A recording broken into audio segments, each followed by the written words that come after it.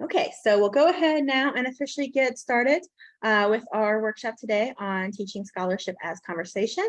Thank you all for being here today. It's great to have everyone here. For anyone who doesn't know me, my name is Jane Hammonds. I am the Teaching and Learning Engagement Librarian in the Ohio State University Libraries. You can contact me at hammonds.73@osu.edu. So please feel free to send me an email if you do have any questions, comments, thoughts after the workshop. I'd be happy to hear from you. So what we're going to be doing here today is we're going to spend just a little bit of time talking about what we mean when we talk about the phrase scholarship as conversation. I know some folks that are more familiar with the framework for information literacy may already have a good understanding of this concept, but some folks may not. So I just wanted to start us out with a little bit of definitions. Then we're going to think about how this concept connects to research practices as a way to really try to emphasize where some of those student learning bottlenecks might be. So where are the places related to this concept that students might be getting stuck? And then we'll talk about some activities and resources that hopefully folks can use to help students learn more about the concept and start engaging with the scholarly conversations in their areas. So to get us started defining scholarship as conversation, I'm going to ask you all to see if you would like to share your thoughts on what scholarship as conversation means. So if you've been in one of my workshops before, we usually use a Jamboard for this. I am trying something different today. So we're going to use a Slido. So I just put in the chat links to all of the links to there. So you should see a Slido link in those chat links. I think someone might have just come in, so I'll put that in there one more time. So if you want to go ahead and go to that Slido link, and I'm going to go out to that as well and actually start the poll. I can. Out of here, go out and all right. So hopefully now this should be what you all are seeing. Slido, and it should hopefully. Let me make sure it's actually going. There we go. How would you define or describe scholarship as conversation? So you can go ahead and put your response in there. So we'll give everyone a chance to, again, if you feel comfortable sharing a definition, go ahead and share that here, and then we'll take a look at those responses in just a second.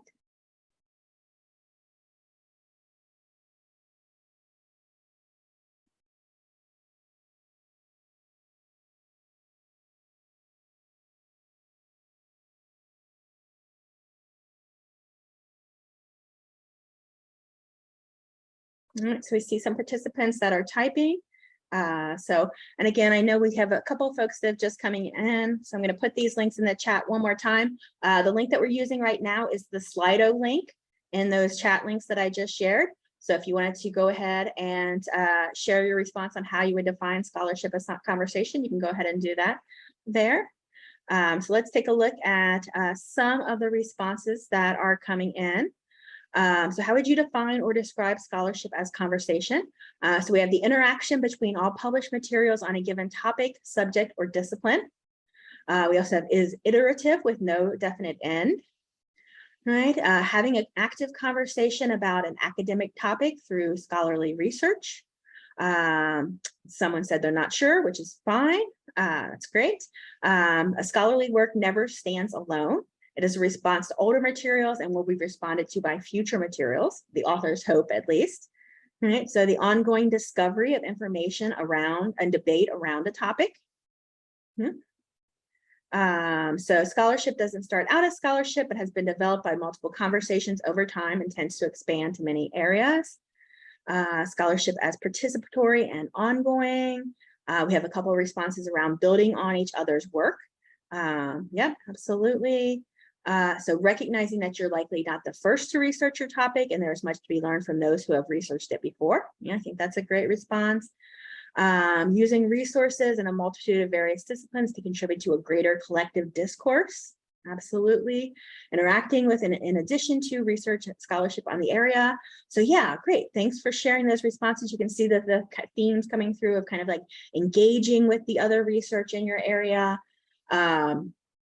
Building on other research in the area, understanding that no work of scholarship basically stands alone. They're always connected to previous scholarship and always connected to are hopefully connected to future scholarship as well, as authors hope that their work will be cited by other folks.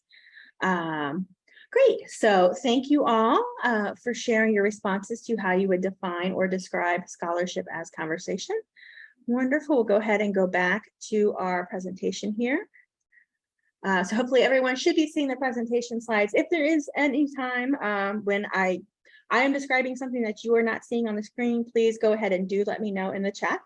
Right, so we're really getting to this definition and the ones that folks were able to share. But basically, I'll just give a quick sort of description of how I think about this concept. And this is based, of course, for those folks that are librarians, on the Framework for Information Literacy for Higher Education, which was developed by the Association of College and Research Libraries a few years ago.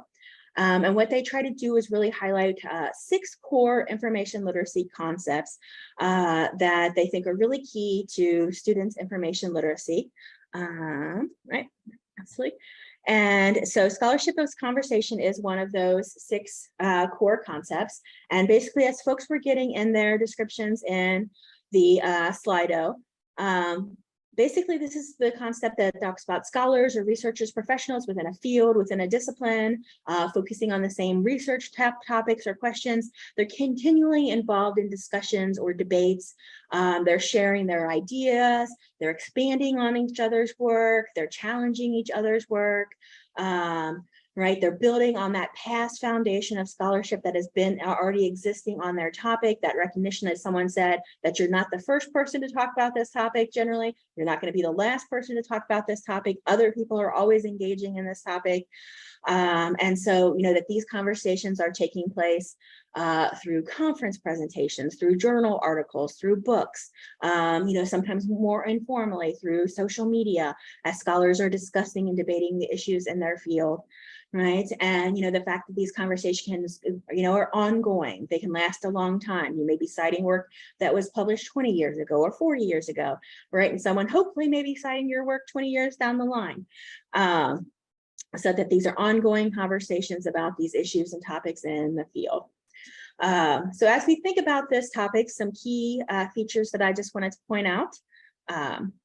Right, so we can think about the different sources that we use as representing different voices in this conversation, right? Each source represents the perspective or the interpretation or the argument of the author or the authors that made that article or book, right? And so, because of these, we have all of these different voices in this conversation. There's going to be all of these different competing perspectives, right? So we have to recognize that a single work is not going to represent the only word on this topic or the final word on this topic.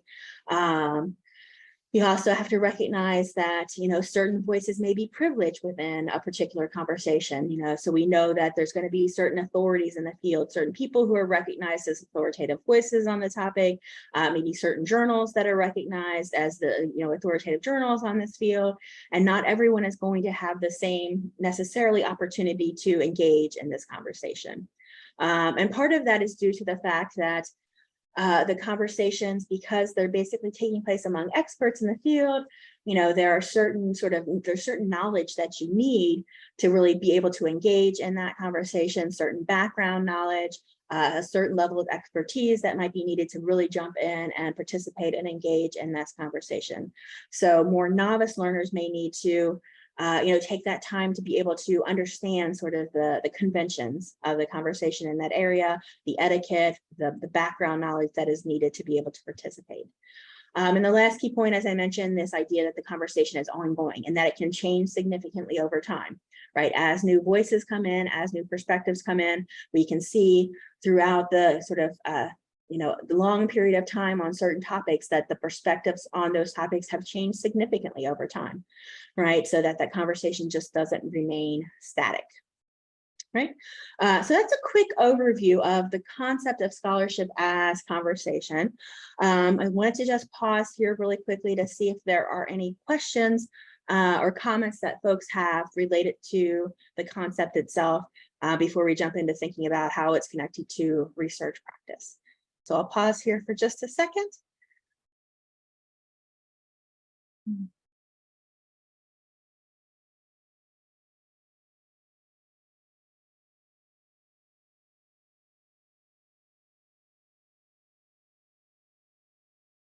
And I think we have had a few new folks come in. So I'm going to share all of the links in the chat one more time, just so everyone does have access to those. And then we'll go ahead and move on. If any questions do pop into your head, please feel free to go ahead and put them in the chat whenever. But we're going to move into thinking about how this concept is connected to practices. So basically, one of the sort of the goals that the framework had was to try to raise to the surface some of the shared understandings that experienced or expert researchers have that guide a lot of the practices that we have, but that novice learners may not yet be familiar with. And so this idea of scholarship as an ongoing conversation is something that scholars across disciplines that are, experienced researchers should understand. They may not have ever actually used the term scholarship as conversation, but they should recognize and understand this idea that there are all of these interconnections between the scholarship within their particular field. Right. So even though this is something that many experienced researchers will understand, it may not be something that we always explicitly discuss with our students. However, it does impact in many ways the expectations that we have for how students will perform on research or inquiry-based assignments. We may not even realize how much it might be influencing our expectations. But because we have this understanding, there are certain things that we expect students to do, or certain sort of things that we expect from them when we see a research paper that they've written, that we are looking for, because that's sort of built on this understanding. So I wanted to take a minute to get your thoughts and thinking about if students really understand this concept, what parts of the research process do you think will make more sense to them? So once someone really gets this concept, what is that sort of aha moment, like, oh yeah, that's why I do this, or that's why I do that? Or you can think about what types of assignments might make more sense to students if they really have a good understanding of this concept. So we're gonna do this as a Slido. I'm gonna go ahead and go out to there, and I'm going to launch that second poll there. So hold on one second. So hopefully folks now should be seeing that question there. So if students understand this concept, what parts of the research process do you think might make more sense to them? Or what types of assignments do you think might make more sense to them? So this is really thinking about our expectations and the bottlenecks that students might have related to this concept. So I'll pause there and give everyone a chance to share their responses coming in. So I can see a couple responses. Why citing sources is so important. Yep, absolutely. There's not going to be one perfect article that will answer their research question. Let's see. Why we do literature reviews, a couple of responses related to literature reviews. Yeah, definitely.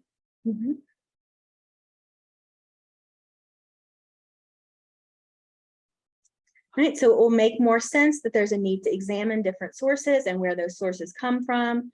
So an assignment like an annotated bibliography might make more sense. Yep, absolutely. Another response about citation chasing, annotated bibliographies. Yes, it will make more sense why they need a large number of sources, diverse sources.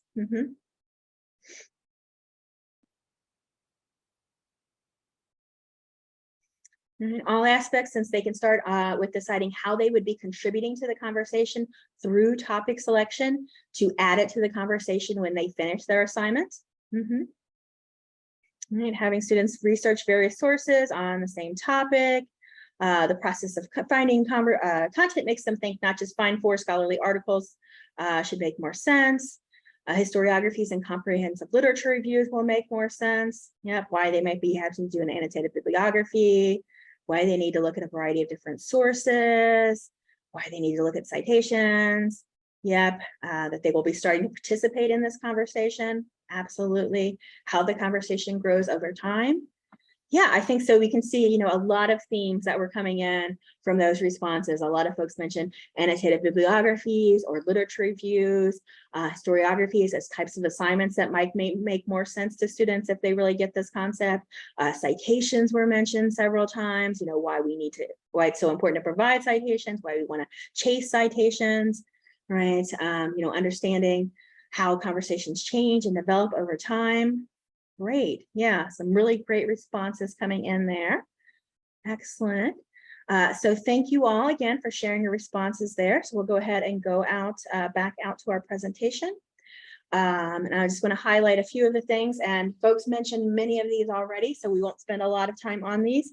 One thing I really wanted to highlight, developing a research question, right? How closely connected this is to the idea of scholarship as conversation, right? Because, how can you know what research questions to ask unless you know what research questions have already been asked?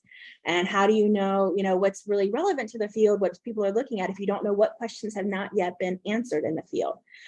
So I think that, developing a research question is one of the most challenging things that we ask students to do, especially because they probably are not going to have a strong disciplinary background knowledge that they can draw on to really know what kind of questions to actually ask in the field.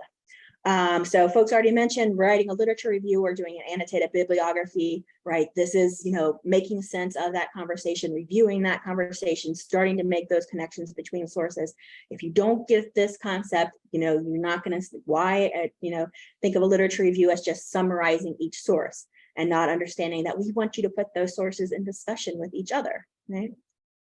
Several people mentioned this in their responses, why we want them to use so many different types of diverse sources. Why can't they just use the first source that they found, right? Because of this idea of scholarship as conversation.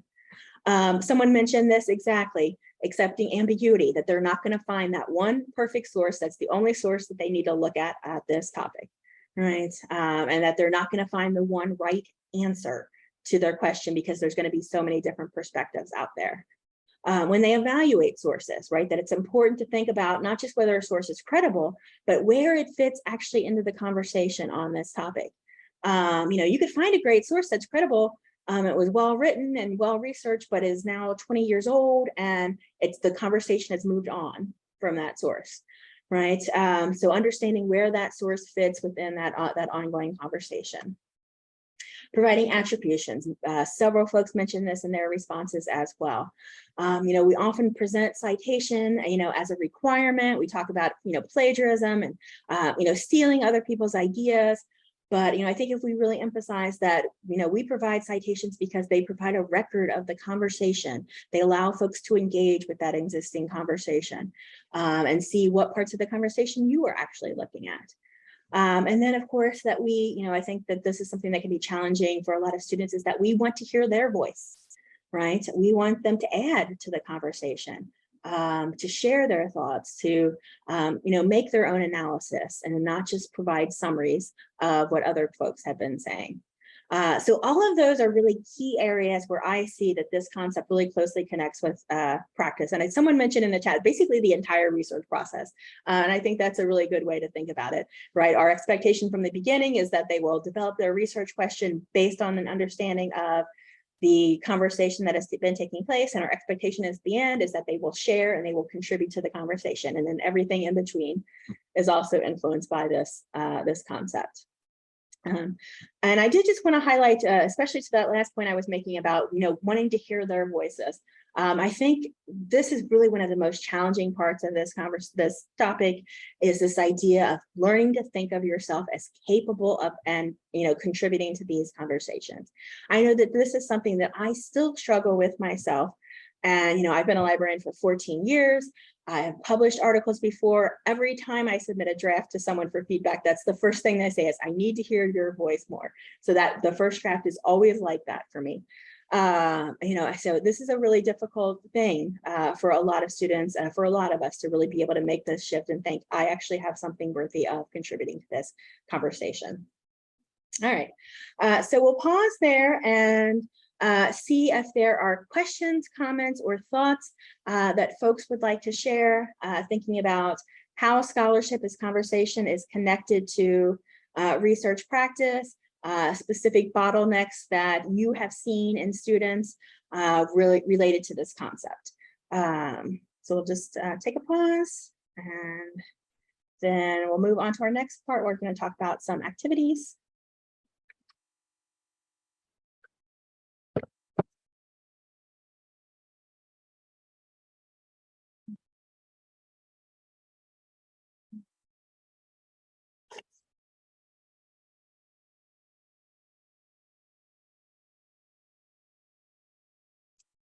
Okay, so again, if questions or comments, so something just popped up. Jackie shared how to get across the message of value in scholarly info. Right, and I think that ties into understanding why we might want students to use scholarly sources more than other types of sources, and why those sources might be more valuable, and sort of understanding the places that those sources have within this conversation. Yeah, so I think that's a great point, Jackie. Thank you.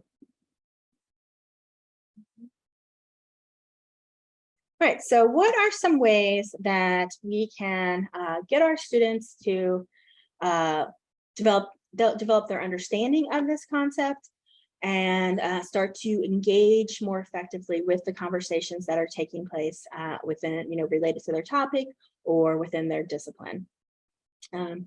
So I do have a question up here. I'm not going to ask you all to share your responses now. If you would like to, you can. But if you have some great activity that you have used to teach this concept, or if you have resources that you've used to teach this concept, I would love to hear more about them. So you can feel free to share those in the chat as we're thinking, but you're not required to.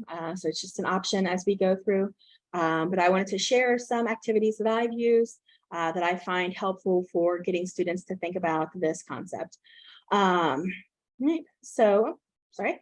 So the first thing I wanted to mention is something that I've done, which is basically, I call it kind of like a 1-minute response or like a video response, very similar to how we started out with our own activity today, where I just asked you all, what does it mean to talk about this idea of scholarship as conversation?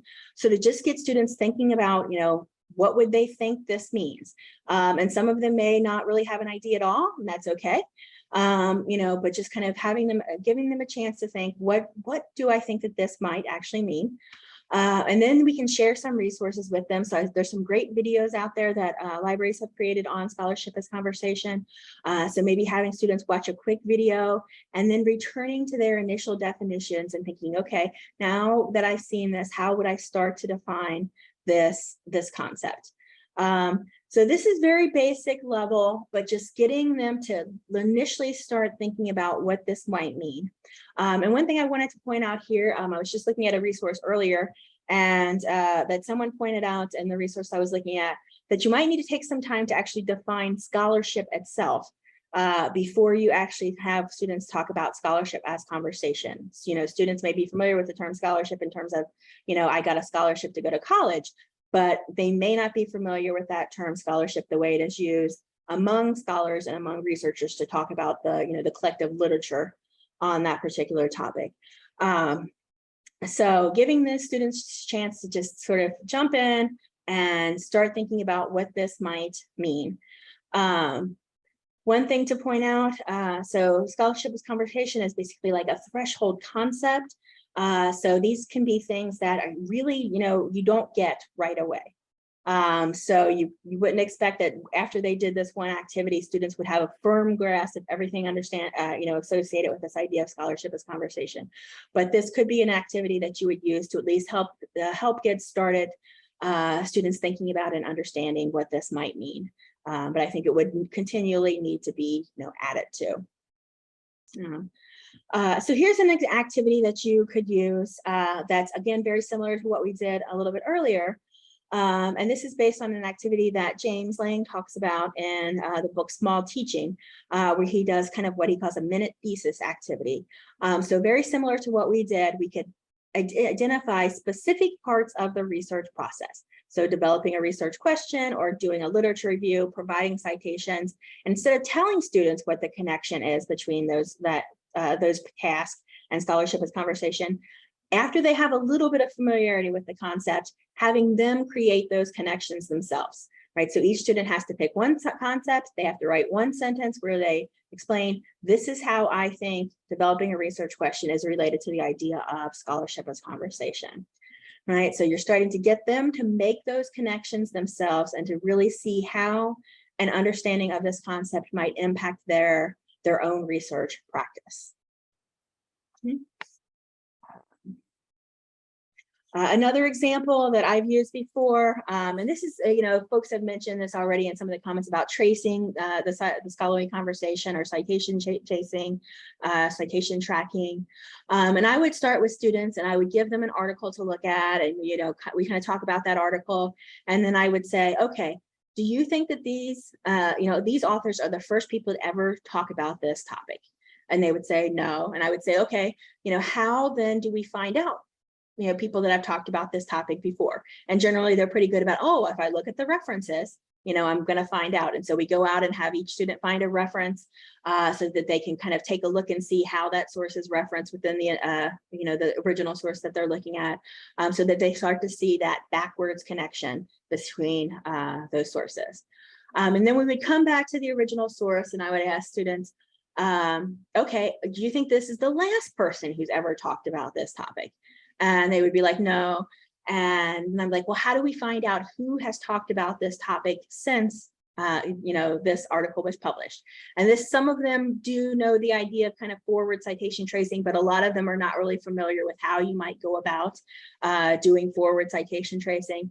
So this is something where I, have them use Google Scholar, and we look at the cited by, and we bring up, here's the articles that have cited this article, and then we pick another one, and here's the article that cited that article.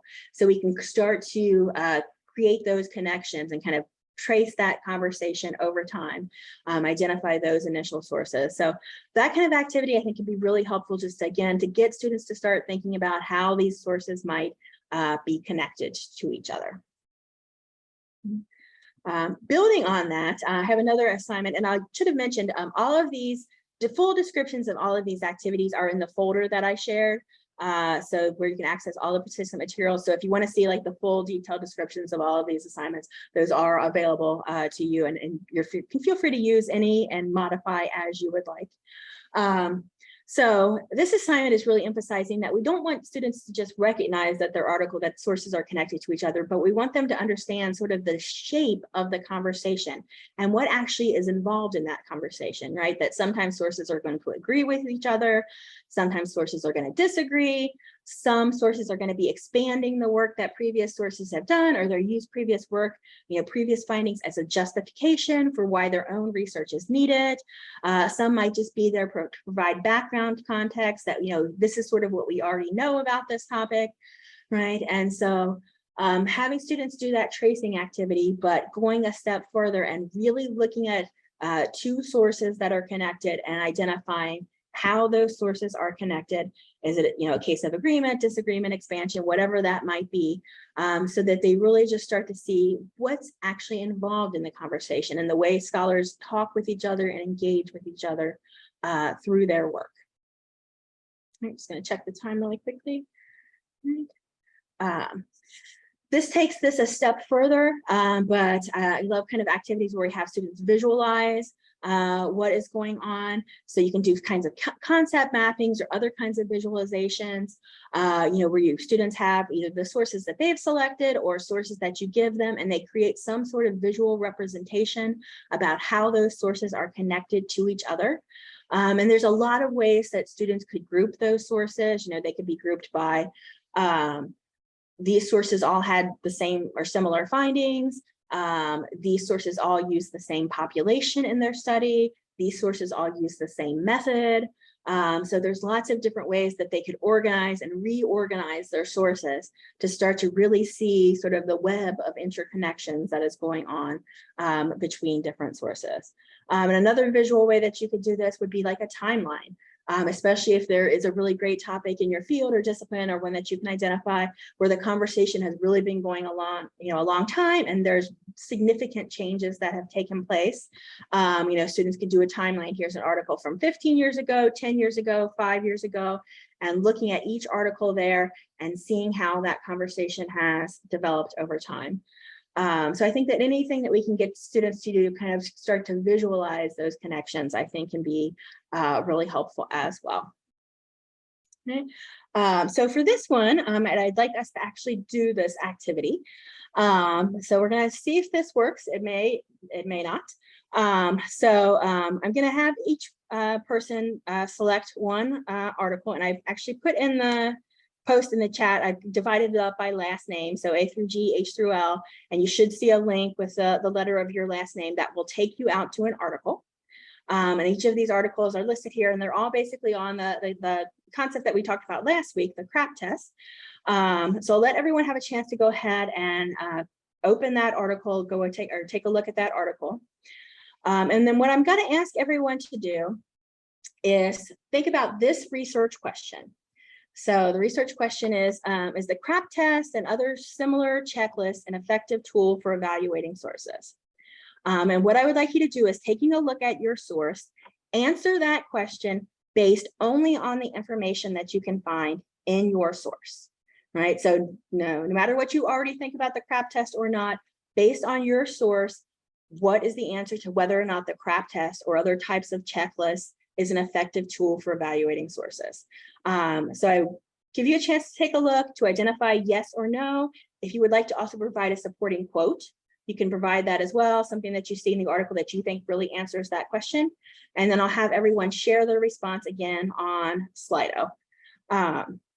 So I'll pause there to see if there are any questions about this activity, what we're doing. If anyone needs links or anything, please let me know in the chat, and then we'll go ahead and we'll open that new Slido poll and let everyone share their responses. So again, you should be able to put your response in here once you've had a chance to look at it, and we'll take a look at those responses.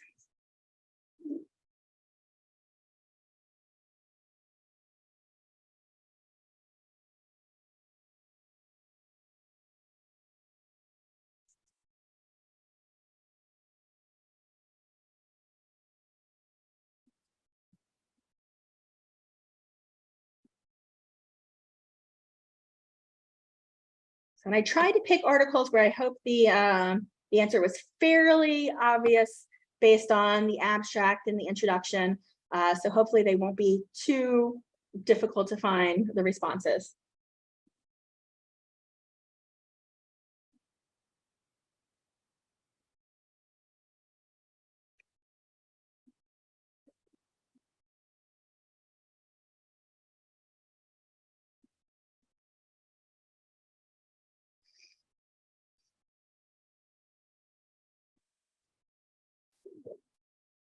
So we have a couple responses coming in.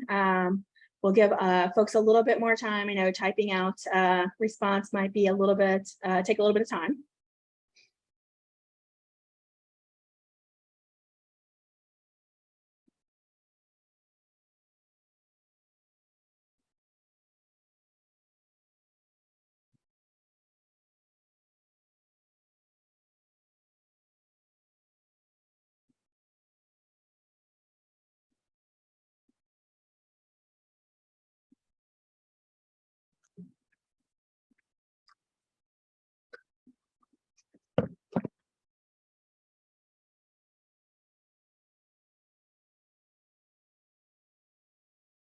So we'll give it 30 more seconds or so. See several folks are typing at the moment, so we'll let those folks get their responses in.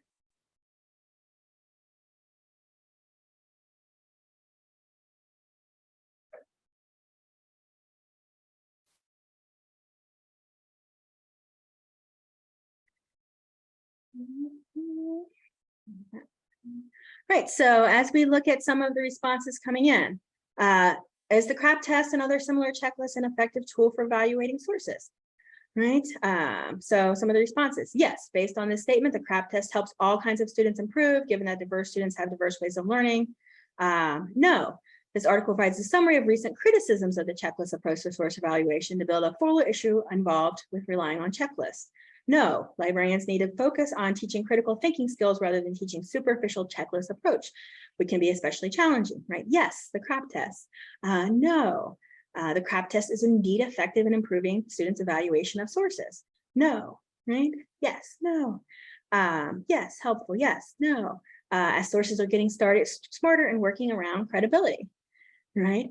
So you can see as the responses are coming in, the different answers that we are getting. So based on the one article that folks were able to look at, some folks are saying yes, and they're giving, quotes or resources to support that perspective. And then no, the study showed that students using CRAP tests were susceptible to trusting bad information, right? So I wanted to share this activity and thank you all for taking some time to look at that, as an example of getting our students to sort of think about the connections between sources. So basically, this is an activity that I call the group literature review activity. So we identify a research question, we assign each student or each group of students one article related to that question, and we have them, in this case, I would have them actually do like a summary of the article rather than just find a quote. And they answer their research question based on that one article, right? And then they have to review the responses of the other folks that have responded. So we saw all the different responses that were coming in, yes, no, yes, no. And then they would have to update and revise their initial answer based on as they see the additional sources coming in, right? So I think that this could be really helpful to having students really identify the complexity of any issue that they're going to be looking at, and recognizing that that first source that you look at may be a really great source, but it is not going to be the only word on this topic. And if we really want to do research, in an effective manner where we're, bringing in all of these different sources, that we can't just focus on that one source we find. We have to understand where that source fits within that bigger conversation that has been taking place. So again, that's the group literature review activity, I think really helpful for getting students to just kind of expand their thinking on why we want them to use so many different kinds of sources rather than just finding that one perfect source that answers their research question. Right. And so one more activity that I want us to do, and Kimberly, got to say it hurt a little bit to have to say that the CRAP test is effective. I felt the same way, Kimberly, actually, when I was looking at those articles. One more activity that I'd like us to do. So again, the link to this should be in the chat as well. So it should be the activity number 2 link there. And basically, this is going to be a reference list for an article. And what I'd like you all to do is pick one of the journals that I have listed. So International Journal for Academic Development, Portal, College and Research Libraries News, Journal of Faculty Development, to Improve the Academy. And once you see one of those, just highlight it in that color. So it's blue or green or red, and folks can start at the bottom of the references. They can start in the middle, they can start in the beginning. So I'll go ahead and go out to that resource there. So here is, hopefully this should be it. And everyone should be able to actually edit this document. It's going to come up. Okay, so here is the list. If you're not familiar with using OneDrive Online, you should be able to highlight by going up here and selecting the highlight topic there, and you can see colors. So if you see any of these journals, International Journal for Academic Development, Portal, College and Research Libraries News, the Journal of Faculty Development, or To Improve the Academy, you can just start highlighting that in the color that you see. And it'll give folks a chance. And again, I recommend that folks go to different places in the document. Some folks might want to go at the end, some folks beginning, wherever. So we'll give everyone a chance to do that.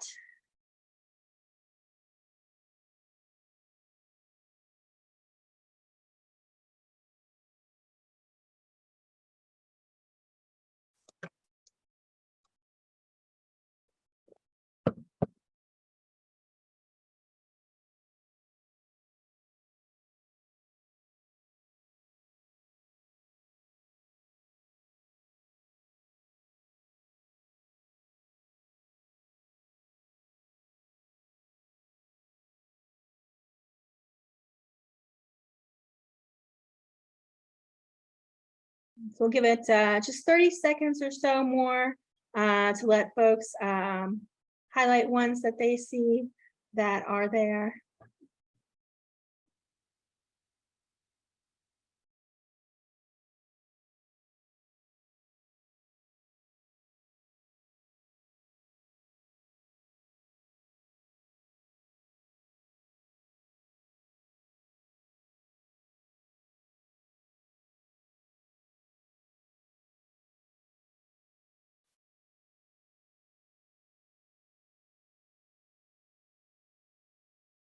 Okay, so basically what we're trying to do with this activity is to, as you can start to see, right, you go through, you start to see the same journals that are appearing over and over again, right?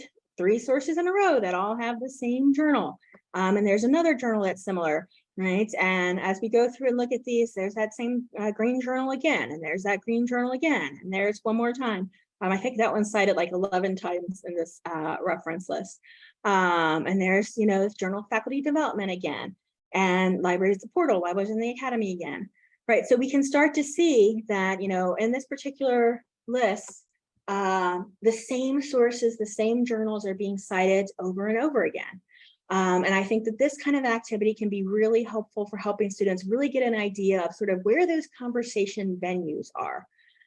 On this particular topic, within our particular discipline, where do the conversations actually take place, right? And you can see that there are going to be certain journals that are going to be more relevant to particular topics, and you're going to see articles from those journals cited over and over again, because that's the place where the researchers in that field know that, you know, people that are engaged in that conversation, they're looking for articles on that topic, they're looking for research on that topic, right? So using this kind of activity and just doing this kind of annotation and helping students to start to develop that understanding of where they can go to find the conversations that are in their field. So thank you all again for taking part in that activity. We'll go ahead and go back to our presentation. So that's our sort of conversation venues activity. And basically, I tend to pair this with sort of this idea of sort of working through to identify the venues for the conversation. So that could also be what databases to use, what conferences to use, helping students to get familiar with the territory of the conversation that is taking place. And then I've also done where, you know, having students sort of learn, think about doing like an etiquette book. So thinking about, how do scholars in this field actually engage with each other? What are the rules of the conversation that I should be aware of? And these can be things like, you know, in this field, you know, scholars are referred to first by their first and last name, and then by their last name. In this field, it's only by the last name. And in this field, maybe the names are not really referred to, but everything is just in footnotes. And it's not really, you don't really highlight the specific authors a lot. So any of those kinds of questions, and I have on both of those assignments, you know, quick specific questions that you can ask students to look at so that they can start to get an idea and understand, you know, how that conversation takes place, where it takes place, and what that conversation actually looks like in their field. All right, so those are the only activity, or not the only, but those are the sample activities that I wanted to share. Again, I'll mention that in the first link on the chat that takes you to the resources, I have an entire folder with all kinds of activities, videos, and resources on teaching scholarship as conversation. So you're welcome to use any of those as well. I'd love to hear if any of you have any activities or resources that you use to teach this concept that you think folks would be interested in. So I'll let folks respond to that in the chat if they would like, and I'm just going to share just a few more resources while folks might be typing. I did want to mention, especially if you're from Ohio State, but also if you're not as well, we can share this resource with you. We do have a fully built Canvas module for students that is on understanding the concept of scholarship as conversation. It's intended to take students between 15 and 30 minutes. I had one of our students take this, and it took her about 18 minutes, I think, to complete it. And it has a built-in quiz, it has a built-in discussion board, it has videos, resources, so it takes students through an understanding of this concept. So if you're interested in this module, you can request that. I put the link there to that request. I'll send that out to folks as well. And if you're not from Ohio State, we can share either the text or the HTML with you if you'd like to have that, and you can put that into your own LMS. Similar, we also have for instructors. So if you're looking for resources for instructors in your area, for other librarians, I have a fully developed instructor workshop on teaching scholarship as conversation that takes you through identifying sort of teaching activities and bottlenecks that students might be experiencing related to this concept. So again, just let me know if that is something that you're interested in as well. I've also, for the past couple of years, done a presentation with students on engaging with the scholarly conversation that are our undergraduate research students. So I have a fully developed presentation on this topic that's ready to go, that's student focused, as well as a video recording of the highlights of that presentation. Folks that if you want to use that presentation, modify, you're free to use that as well. And then I just put a bunch of links in here for various resources that I found helpful in thinking about and teaching this topic. One I really did want to highlight just really quickly that I just found today is actually this guide to scholarship as conversation that's in a book called Why Writing Works, Disciplinary Approaches to Composing Text. And this author, I think, does a really good job of laying out what do we mean by scholarship, what is the conversation, goes through examples, where did this idea come from? And I think this is really a good student-focused discussion on what this conversation might mean. So there's a lot of videos that students can use here. So I found this was a really helpful resource, and I wanted to just really highlight that one for folks. All right, so that is the actual end of the content that I have, other than just to remind folks that we have upcoming workshops, and there is a post-workshop survey that I hope folks would take. I just wanted to have my references there. So I'm going to go back here, and then we'll open it up to chat. Surprisingly, I actually have 8 minutes left, which I hardly ever do. So if we have questions that folks would like to share now, if you have any key takeaways that you would like to share, ideas for how you might teach scholarship as conversation going forward. And again, if you have examples of how you've taught this yourself that you would like to share, I would love to hear those as well. So I've got a few comments in the chat here. And again, feel free, folks, to continue to add. So Lynn shared, if you have a lot of time, I like using parts of Kirby Ferguson's Everything is a Remix to talk with students about scholarship as conversation. It's a great way to use popular culture to get students thinking about taking inspiration from others' work and creating something new. So again, that's Kirby Ferguson's Everything is a Remix. So great, thank you so much for sharing that, Lynn. All right, Heather shared, in my courses, annotated bibliography, students have a section where they have to make explicit how the particular paper relates or doesn't relate to the other papers in the bibliography. This is to encourage them to consider the papers in the broader context. Yep, I think that is a great idea, Heather. Wonderful. So Lorraine shared so many great ideas and suggestions, and realizing I could teach this frame a lot more clearly and more engaging. Great, Lorraine. Wonderful.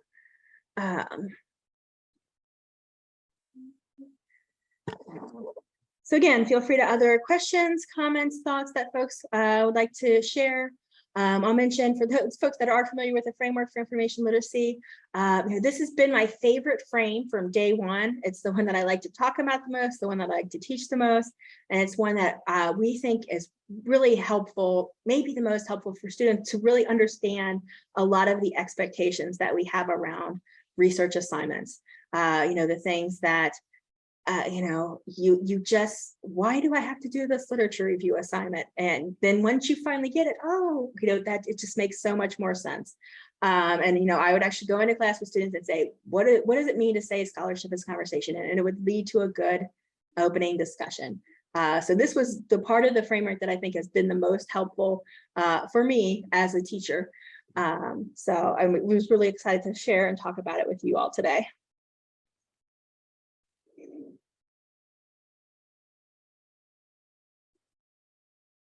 So again, feel free to continue to share, and I'll just mention again, our workshop next week is on teaching research as inquiry.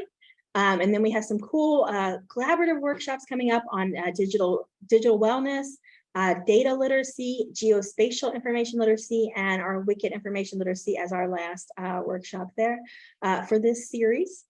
So I will be sending everyone a follow-up workshop with links to all of the slides, workshop materials, registration for next workshop. So everything will be in that follow-up email. And again, I hope folks will take the survey so that I can get your feedback and make improvements for future workshops. All right, so thank you everyone so much. I am going to stop recording now, but I will stick around for the last few minutes to see if folks have questions, comments, things that they would like to share.